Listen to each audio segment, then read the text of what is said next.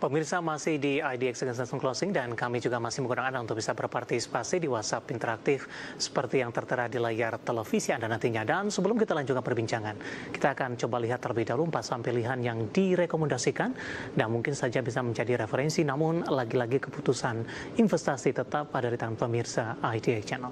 Dapat Anda saksikan grafis di layar televisi Anda pemirsa, 4 saham pilihan yang direkomendasikan. Yang pertama datang dari teknologi, ada Goto, direkomendasikan buy, supportnya di 58, resisten hingga ke 75. ADI direkomendasikan buy 8.850, resisten hingga ke 10.500. Kemudian Adaro supportnya di 2.000, resisten hingga ke 2.700, direkomendasikan buy. Kemudian PTBA juga direkomendasikan buy 2.500 dari sisi support, resistennya hingga ke 3.000 pemirsa. Tampaknya didominasi oleh saham-saham pertambangan, terutama untuk pertambangan batu bara ini. Nanti kita akan coba ulas dan kita akan lanjutkan kembali perbincangan dengan Bapak Yosep Gabetua, founder of Nomura Fund. Pak Yosep, kita lanjutkan kembali Pak, 4 saham pilihan yang Anda rekomendasikan. Ada Goto Pak, pertama. Menarik, Goto Anda rekomendasikan buy 58, resisten hingga ke 75. Meskipun dalam beberapa perdagangan pekan terakhir Pak, arah gerak Goto tidak kemana-mana ini. Pertimbangan Pak Yosep, dan apa yang menarik Goto masuk ke dalam salah satu saham pilihan Anda? Salah satu pertimbangannya untuk Goto sendiri, ini sebenarnya kondisinya cukup unik. Ini kalau kita ngelihat bid overnya sendiri, kita lihat dari istilahnya yang berminat beli dan yang berminat jual.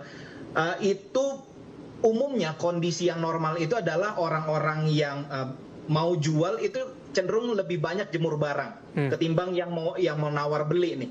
Ini kondisinya udah berbalik, istilahnya bidnya ini udah beberapa hari ini udah jauh lebih tebal, sering kali lebih tebal daripada antrian overnya. Ini dalam arti seperti ini Mas David. Jadi Goto ini dalam kondisi sellernya udah habis, yang optimis belum ada.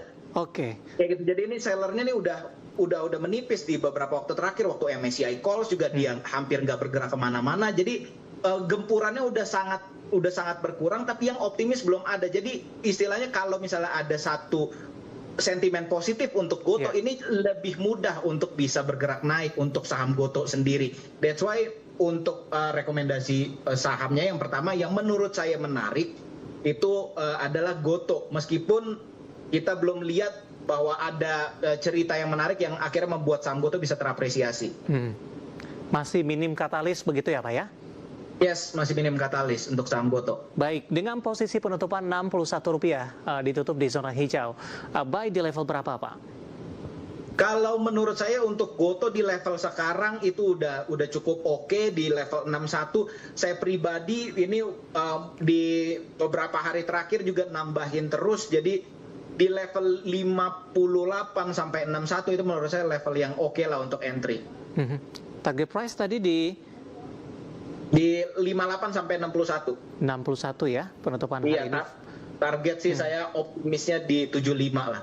Oke. Dari Goto kita bergeser ke sampilan selanjutnya Pak.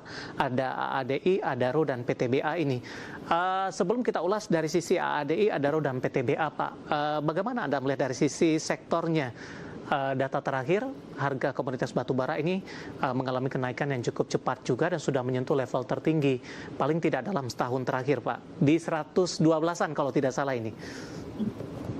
Ya, untuk ini kan sebenarnya kalau kita lihat dari ADI, Adaro ini sebenarnya ada di dalam satu grup yang sama kan.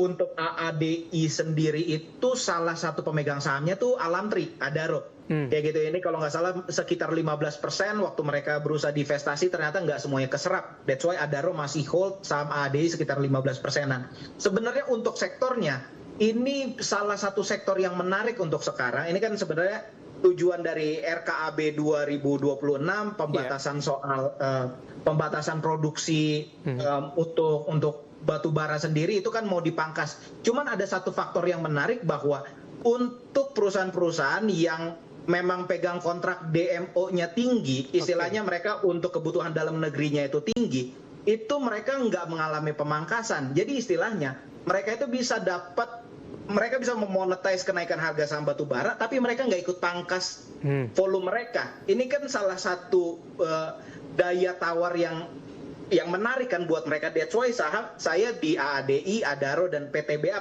sendiri ini karena BUMN-nya, saya optimis untuk di batubara sendiri. PTBA juga tidak terdampak ya Pak? Setahu PTBA kan karena dia BUMN-nya dan dia pegang DMO paling tinggi. Itu kalau nggak salah sekitar 35%-an, seharusnya sih nggak berdampak lah buat mereka. Itu kalau nggak salah ada beritanya juga. Saya don't quote me on this lah. Oke, langsung saja kita ke AADI Pak. Buy di level berapa? Untuk AADI sebenarnya di level sekarang ini lagi cukup tinggi, cuman memang akumulasinya lagi bagus banget, dari investor asing juga lagi ngumpulin cukup banyak.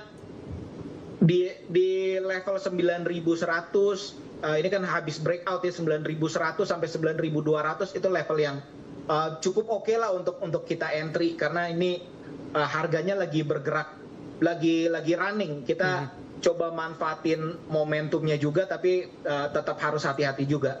Baik. Jadi di 9.200-an lah, 9.200 sampai 9.100. Oke, intraday hari ini sempat tadi ke 9.200, memangkas pelemahan di 9.325. Target terdekat untuk ADI?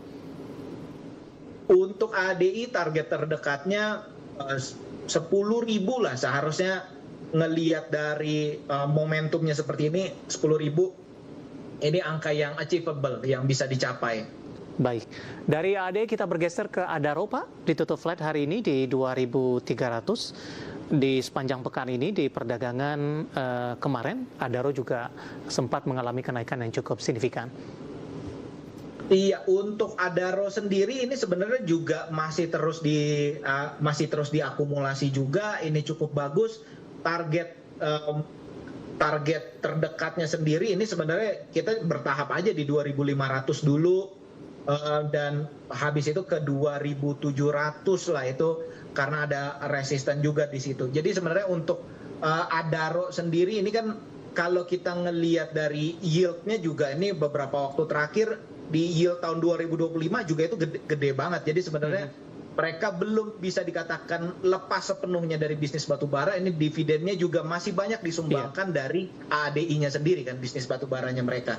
Baik. Jadi Adaro sih saya masih optimis sampai 2.500, 2.700. Oke, valuasinya juga masih di bawah 1 kali Pak, di 0,87 kali. Ikut menjadi penopang ketertarikan investor tidak terhadap saham ini? Ya, untuk yang melihat ke arah situ, kalau misalnya istilahnya seperti ini Mas David, kalau financial ratio ini kan kita untuk komparasi kan. Kalau misalnya memang ada beberapa pilihan dan ada yang menunjukkan bahwa mereka jauh lebih murah secara valuasi, ya tentu itu menimbulkan appetite yang berbeda ke investor buat mereka. Baik. Kita beralih ke saham pilihan yang terakhir Pak. Ada PTBA ditutup melemah hari ini di 0,76%, 2620 terdampak profit taking juga sepertinya. Setelah di sesi pertama tadi sempat menguat. Di perdagangan kemarin PTBA juga sudah mengalami kenaikan yang cukup tinggi. Untuk PTBA sendiri ini sebenarnya sampai sekarang juga investor asingnya juga masih borong dalam jumlah yang signifikan. That's why saya sih masih optimis. Ini kan kalau kita ngelihat istilahnya gampangnya, patokan dari yield sebelumnya itu, harga sebelum jatuhnya itu di 2.900. Kita nggak usah muluk-muluk ngelihat yang jauh-jauh deh. Kita balik ke level mereka sebelum bagi dividen aja, ke level 2.900 atau sampai level 3.000 itu target price-nya menurut saya. Dan melihat dari momentumnya bahwa akumulasinya masih cukup besar, investor asing juga masih optimis, saya juga melihat ada peluang untuk PTBA. Baik. Sebelumnya PTBA sempat mengalami tekanan yang cukup dalam Pak di perdagangan Oktober di 2.100-an.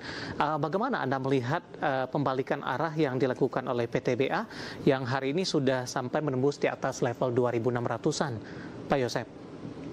Oke, kalau untuk saham-saham dengan yield dividen, istilahnya saham-saham yang punya isi, Mas David, itu mereka akan lebih mudah untuk menemukan floor-nya. Cuman kan itu ya, maksudnya kalau untuk perusahaan-perusahaan yang owner-nya atau induknya itu nggak punya kepentingan, nggak punya interest dengan market cap, itu cenderung harga sahamnya cenderung lebih stagnan. itu kan yang terjadi dengan perusahaan-perusahaan BUMN sebelumnya, karena pemerintah juga atau negara nggak punya kepentingan dengan market cap, dengan harga saham, ya harga sahamnya cenderung lebih sideways ketimbang saham-saham yang memang dikelola sama swasta yang ada bisa punya kepentingan lah dengan market cap-nya. Jadi untuk PTBA sendiri ini ada floor-nya itu karena dividen yield-nya tinggi. Itu sih untuk PTBA. Baik, ada 4 saham pilihan yang direkomendasikan menarik, ada GoTo, ADI, Adaro, dan juga PTBA. Dan lagi-lagi keputusan investasi tetap ada di tangan pemirsa IDX Channel. Pak Yosep, kita hold kembali Pak, saya akan coba sampaikan terlebih dahulu update penutupan perdagangan di sesi kedua hari ini dan juga beberapa informasi grafis yang berhasil dihimpun oleh tim redaksi kami. Dan pemirsa, di penutupan perdagangan di sesi kedua hari ini, indeks harga saham gabungan akhirnya ditutup di zona merah, melemah tipis di 0,03%. Di menit terakhir jelang penutupan, IHSG sempat memberikan perlawanan, sempat bergerak di zona hijau, namun tidak bertahan di posisi penutupan sehingga ditutup melemah di 8.271.767. Dibuka di zona hijau pada pagi tadi di 8.300 sempat melakukan penguatan signifikan hingga ke 8.328 intraday tertinggi, namun level ini tidak mampu dipertahankan. Langsung saja kita ke grafis yang pertama, pemirsa. Kita akan coba lihat posisi penutupan beberapa indeks lainnya di penutupan sesi kedua hari ini. Seperti MNC 36, Jakarta Islamic Index, dan juga ada LQ45. MNC 36 ditutup menguat di 0,36%, Jakarta Islamic Index melemah di 0,79%, dan LQ45 menguat di 0,12%. Kita akan coba lihat grafis selanjutnya, rotasi pergerakan sektoral, pemirsa. Infrastruktur memimpin penguatan di 0,92%, keuangan juga menguat di 0,54%, konsumsi primer melemah di 1,53%, transportasi dan logistik melemah di 1,06%. Grafis selanjutnya saham-saham yang hari ini penghuni deretan top gainers, ada Zata, kemudian BBRI, Energi, kemudian juga ada Bell, ditutup di 163, 3840, 1660 dan 224. Grafis selanjutnya saham-saham yang hari ini melemah di 855, dan PTRO dari grup Prayogo Pangestu ditutup melemah di 7075. Updatean penutupan perdagangan di sesi kedua hari ini, dan semoga bisa menjadi referensi untuk Anda terutama dalam menghadapi perdagangan di minggu depan.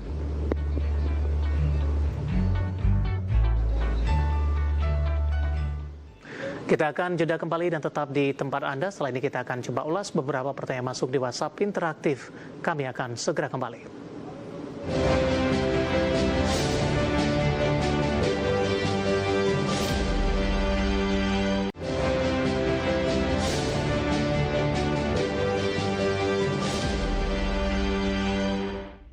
Kita sudah sampai di segmen terakhir dan terima kasih untuk Anda yang masih bergabung bersama dengan kami. Pak Yosep, kita lanjutkan kembali. Waktu kita cukup terbatas, Pak. Cukup banyak pertanyaan yang masuk hari ini. Kita ke Padang dulu, dari Sumatera Barat. Ada Ibu Sari, selamat sore Ibu Sari. Menanyakan saham lead, Pak. Sudah ambil posisi di 219 maksud saya. Ini arahnya akan kemana? Jangka pendek dan menengah. 219 ya? Ya. Ini cukup tinggi. Kalau untuk lead sendiri, sebenarnya masih ada akumulasi di saham lead. Cuman memang kalau ngelihat dari 219 ini dicoba bertahap aja, average down kalau memang posisinya di porto belum terlalu signifikan, average down bertahap aja. Dan karena memang secara sektor ini mereka anginnya lagi bagus lah istilahnya untuk lead. Baik. Jadi supportnya di istilahnya level yang perlu diperhatikan untuk cut 160, ya targetnya ke all time high-nya dulu lah 250. Baik. Kita ke Jatinangor, Pak. Ada Bapak Kristo menanyakan saham transportasi ini. BIRD, Pak, BIRD sudah ambil posisi di 1742. Hari ini ditutup di 1750 kalau tidak salah. Arahnya akan kemana, Pak, untuk jangka menengah panjang?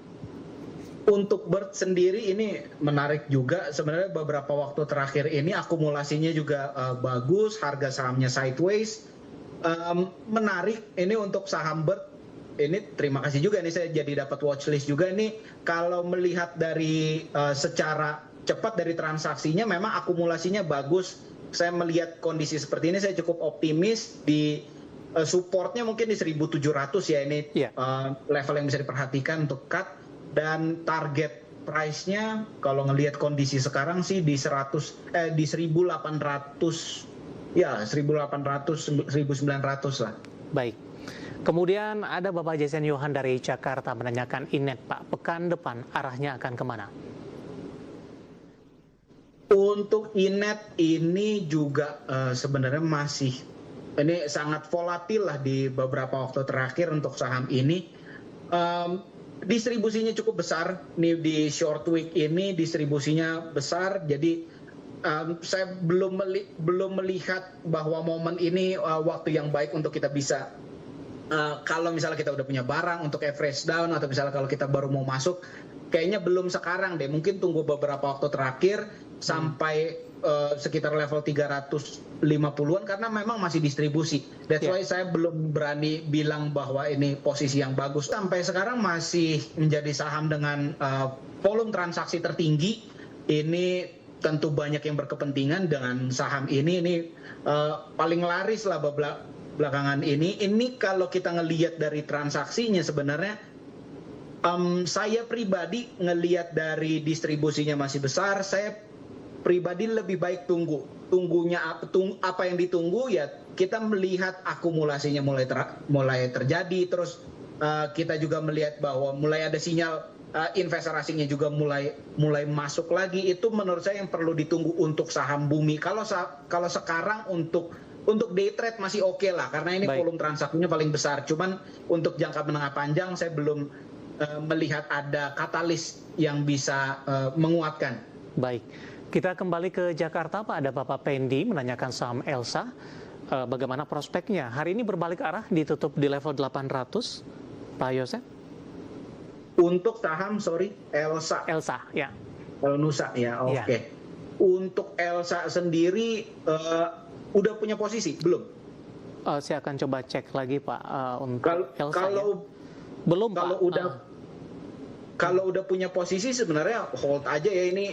Kayaknya sedikit deh kemungkinan orang nyangkut di saham Elsa ini karena memang lagi tinggi-tingginya nih untuk Elsa. Ini untuk Elsa di hold aja, ini akumulasinya juga bagus. Yang perlu diperhatikan ya kalau misalnya mau masuk, mau melihat dari level sekarang di 750 lah, 770, 750 itu buy on weakness yang pas lah untuk Elsa. Kalau sekarang memang lagi tinggi-tingginya. Oke, Bapak Fikri dari Jakarta, Pak, menanyakan KLBF nyangkut di 1085. Pak Yosef, singkat saja, Pak. Oke, untuk KLBF sebenarnya, wah ini kayak melihat di posisi sekarang saya nggak berani rekomen untuk saham ini kayak nangkep pisau jatuh, distribusinya besar dan harganya juga ini udah terus-menerus turun, jadi boleh dikatakan ini sepertinya dalam tanda kutip tidak terawat. Jadi ada beberapa saham lain, ada banyak saham yang lebih menarik. KLBF mungkin bisa dihindari dulu untuk sementara waktu.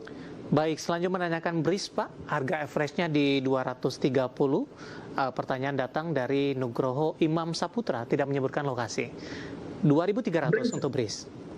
BRIS sampai sekarang sih sebenarnya ini masih cukup menarik, akumulasinya juga bagus, dan ini kan salah satu yang free float-nya kurang juga. Ini standby buyer-nya juga jelas. Ini kan datang dari BUMN, mereka standby buyer-nya itu banyak dapen-dapen BUMN. Saya masih optimis untuk BRIS bisa lanjut, terutama ngelihat dari harganya nih udah relatif rendah lah kalau misalnya dibanding ke setahun terakhir. Dengan target mungkin 2.500. Baik, selanjutnya kita ke Malang, Pak. Ada Bapak Victor. Perbankan Big Cap BMRI sudah ambil posisi di 5.075. Masih bisa di hold? 5.075.